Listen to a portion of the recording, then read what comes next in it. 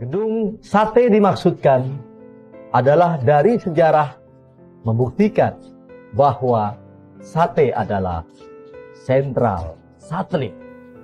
Syedaralun, kabar duka pagi ini, Lor Rangga atau Rangga Sasana meninggal dunia pada Rabu 7 Desember 2022. Lor Rangga meninggal dunia pagi hari tadi sekitar pukul 5:39 waktu Indonesia bagian Barat. Kabar duka ini diketahui diberitakan oleh tetangga Lor Rangga.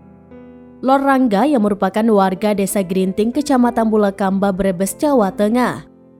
Dikutip dari tribunbanyumas.com, pria yang dikenal dengan topi baretnya tersebut meninggal di Rumah Sakit Mutiara Bunda Tanjung, Brebes. Tribunnews.com mencoba menghubungi pihak manajemen Lor Rangga tapi belum mendapatkan balasan hingga berita ini diunggah. Lewat akun Instagramnya @lorranggaofficial tampak beberapa unggahan, termasuk unggahan gambar dirinya yang menggunakan topi baret merah. Unggahan tersebut tampak diedit menggunakan snack video oleh orang lain. Awalnya tampak foto dirinya dan berbias menjadi ilustrasi lukisan pria yang bernama Rangga Sasana tersebut. Di unggahan terakhir dirinya di feed Instagram, warganet mulai membanjiri kolom komentar. Unggahan di feed postingan hanya beberapa jam sebelum ia meninggal dunia.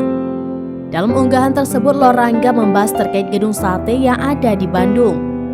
Pada keterangan unggahan terakhirnya itu, ia menuliskan fungsi sejati gedung sate tersebut.